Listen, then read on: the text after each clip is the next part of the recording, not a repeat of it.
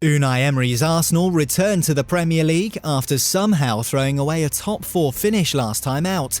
Emery will want to build on the club's 5th place finish, which despite the disappointing end to the season, still saw them register 7 more points than their 6th place finish the previous year under Arsene Wenger. But what should Arsenal do next to develop? We've spoken to fans and journalists, the people close to the club, to get their view. Let us know yours in the comments below. What next for Arsenal? I mean, it's the million-dollar question, to be completely honest with you. You know, nobody knew what to expect when Unai Emery came in. I feel like he's had a decent first season, dropped off massively at the end though, so that's hugely disappointing. Well, they need to improve away from home. They need to improve defensively, and they're probably not mutually exclusive, because I think if you have a stronger back line, you know, get a couple of decent defenders, certainly one good centre-half, maybe 2, you will be less brittle away from home. Just before speaking to you today, Koscielny obviously has refused to go on the Arsenal tour to America. Not ideal start of the season, preparations, and your club captains just kind of walked out on the club, basically. He's old and he's given us a great service. Like, I absolutely love him as a fan. He's been our only probably consistent defender for the past 10 years maybe. But that is, it's a terrible example to set. It's like player power over the club again. We can't let another player get away for free either, with kind of the failings with Ramsey. One of the most unique midfielders I think Arsenal had in his ability to play multiple roles.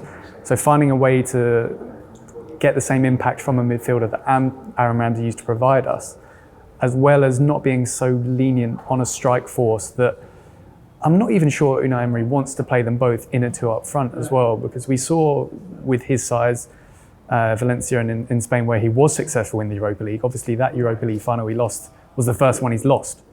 I think this season there's not much money available. Getting the Champions League would have given us a completely different summer. What's next is we need some Unai Emery players, really. And I know things have changed a lot where we've got a head coach now and not a manager. And that was really, really prevalent when Unai Emery was appointed, actually. So we've got this structure around him now for signing players and, you know, scouting and all the rest of it. Unai Emery and the scouting team and, you know, Raul Sanllehi and, you know, Vinay, they need to identify some players, get them in, and get rid of the players that Unai Emery doesn't want, because there's a lot of players at Arsenal who are not in Unai Emery's plans. You know, Unai Emery, he had more time to implement his ideas than someone, for instance, like Solskjaer. But you could see almost, after a difficult start to the season, that when he got his ideas working, it all seemed to work, but then the ideas seemed to go out of the window, and it was just a bit of a mishmash towards the end of the season. And along with United and Chelsea and Spurs, Arsenal were in a race to not qualify for the Champions League. I personally like him. I think he puts a lot of effort and kind of onus on stats, and he's a really hard worker. You can tell every game he prepares for. I don't know if he's got a distinctive style of play at the moment. I think he's very pragmatic and he changes for each team, which I think is good and bad. It would have been the perfect season if he'd won the Europa League. He didn't win it, so he's still pretty much in the balance really, but I do like him personally. The problem that Arsenal have at the moment, you know, and I'm not a tactician, you need Statman Dave for all of that, but I believe that we've got 2 world-class strikers in Aubameyang and Lacazette. They're our 2 strongest players. But the problem is it's really hard to fit them both into the team at the same time unless you play a 4-4-2 or something similar. So if we do sign a wide forward, that gives Unai Emery a bit of a headache in terms of getting Aubameyang and Lacazette in the team at the same time, but I still think it's needed. For me, I would love Wilfried Zaha to come to Arsenal. I feel like he had an opportunity at Manchester United. It didn't work out for him for whatever reason. There was loads of rumours about that, but I don't want to go into those. But for whatever reason, it didn't work out for him. So for me, if we could get Wilfried Zaha, I would be over the moon. Ziyech at Ajax as well. A lot of people talking about him. That would be great. But as we've already discussed, with this 40 million, rumoured 40 million, that Arsenal may have. And I know transfers aren't necessarily straightforward. So, you know, say if you buy a player for 30 million, you don't just lay out 30 million right away. It's instalments and all the rest of it. But even so, 40 million is not a lot of money.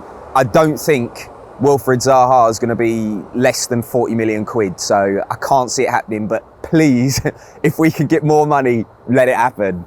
The Kieran Tierney link is one that, as an Arsenal fan, I'm super excited about in terms of building the squad, because yes, he's not already at elite club and might not be at the highest level. Obviously, Andy Robertson is probably the ideal Scotland left back, and look how well he's doing. But Tierney represents an actual positive movement in the transfer market, and something that's a bit actually intelligent for Arsenal, which is not said often either. Identifying young talent that, yes, if they do leave us, at least we should get a lot of money for. So it's a chance now to almost change the model a bit. We're not a secured top 4 Champions League consistent team.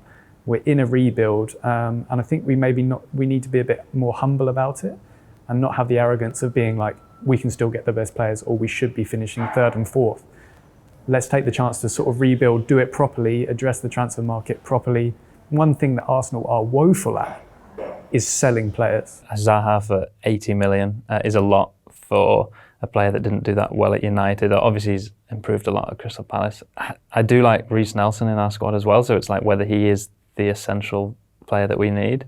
He's an incredible player and one of the best 1v1 players in the Premier League, but we need to be focusing on the likes of Kieran Tierney and William Saliba as well, who's a centre-back we've been linked with. It's going to be another difficult summer, but one that there should be some good foundations built. In terms of backroom staff at Arsenal, it's interesting because underneath Arsene Wenger, it was kind of Arsene Wenger was the main man. Not only was he the manager of the football club, he was actually running the football club. A lot of people knew that. And Ivan Gazidis at Arsenal, there's been a rumoured power struggle for a long time at Arsenal. So Ivan Gazidis, who was the former chief executive at Arsenal, he's at AC Milan now. The rumour is, and again, just rumours, because this has never been confirmed by the club, but lots of blogs and all the rest of it talk about it. Ivan Gazidis wanted more power, but Arsene Wenger had that power. And what I found interesting is when Arsene Wenger left, Ivan Gazidis, who was rumoured to want the power for so long, was finally in a position to take it, and then not long after he left. So I was scratching my head around that. I think the major thing that's happened this summer is obviously Steve Bold returning to managing the under-23 team and sort of being in charge of the lower levels. And Freddie Ljungberg, obviously a famous Arsenal player, has now been moved into the assistant manager role. Was working really well with the young talent last season. And I think it never really struck me that Emery and Steve Bold agreed on the path forward for Arsenal. And Freddie Ljungberg represents another potential positive for Arsenal. Obviously, it's always dangerous to actually get positive with Arsenal, but with him working with that young team, hopefully there is now a clearer path for those to get into the first team. It is important to have those people there. What I'm intrigued to see now is, now that Freddie Ljungberg has come up from the academy, combined with the fact that Arsenal don't have the biggest transfer budget, a lot of people are saying this is because we're going to promote from within the academy now, because Ljungberg can identify the top talents from the academy, having worked with them, bring them through to the first team. So I'm hoping to see some of that. Arsenal have Reece Nelson returning from loan. Bukayo Saka, who made his Europa League debut and became one of the youngest players in Arsenal's history, is a really exciting left winger that Freddie Ljungberg would have worked with. There are plenty of young strikers in that team. Unfortunately, still no defenders. Arsenal are completely void of anyone that can defend a ball, apart from Christian Bilic, but he was on loan at Charlton. But I feel like the Freddie Ljungberg and Steve Bold switch around presents the opportunity for Emery to have more information about the young players that impressed last year and who actually deserve to be moved into the senior squad if the transfer targets can't be identified. Mesut Ozil is a conundrum at Arsenal. I think it was 2 seasons ago he nearly broke the assists record. He was on course to break the assist record. Everyone was ranting and raving about Mesut Ozil, and then Arsene Wenger's done interviews during last season, and he was asked, you know, what's happening with Mesut Ozil at Arsenal? You know, why is he not performing this season like he has been previous seasons? And Arsene Wenger said because he doesn't have Alexis Sanchez. So, you know, read into that what you will. I'm not on the training ground, so I don't know what Arsene Wenger necessarily means there. But for me, I feel like he is not somebody, and this is just my opinion, I've got no inside knowledge, so nobody, you know, come at me. But I don't believe that him and Unai Emery have the best relationship. It's a sore spot for myself because I'm a huge fan of Mesut Ozil's talent, and I think anyone in the Premier League, if you were going to ask them to pass it to someone through the types of space, you'd choose Mesut Ozil. But with the tactical developments, no one plays with this number 10 anymore. If you look at James Rodriguez as well, can't really seem to find a club or a perfect fit. Was played in the number 8 role for Bayern Munich, but it doesn't seem like Unai Emery wants to use Mesut Ozil in that role. So we're having him at the tip of the diamond.